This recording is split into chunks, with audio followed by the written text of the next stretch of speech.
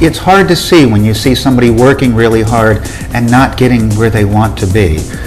What we've found at Caliper through almost a half century of assessing over 2 million individuals for companies like Johnson & Johnson, Avis, and 25,000 of the fastest growing companies around the world is that it really has to do with whether someone is being true to themselves, whether they're playing to their strengths.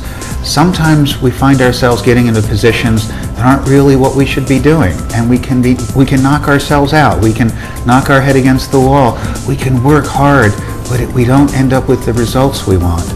Oftentimes what it takes, and in our book Succeed on Your Own Terms, Herb Greenberg, Caliper's founder, and I talk about this, it's getting in touch with yourself, asking yourself some tough questions about what you really should be doing. And then if you find that, if you tap into the qualities that define you, what is it that distinguishes you, and if you find a job then, or a career is a much better way of putting it, that taps into those strengths, you're going to be able to succeed in a much easier way because it's going to be more natural.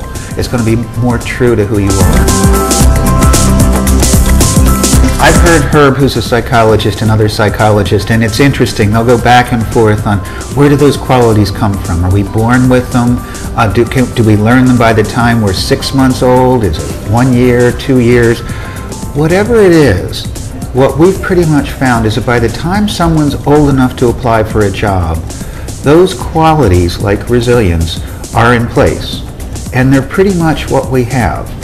And so our job as managers, I don't think is to try to change people, but it's to try to recognize the potential in people and help find positions for them that play to who they are, play to their strengths. If somebody is resilient, if they can handle rejection, a game like sales is natural because there's a lot of rejection in sales. And so they won't take it personally. They'll in fact view it as a learning experience. But if they don't have that quality, they're going to be trying to defy gravity. It's trying to climb a very steep hill with a very slim chance of succeeding.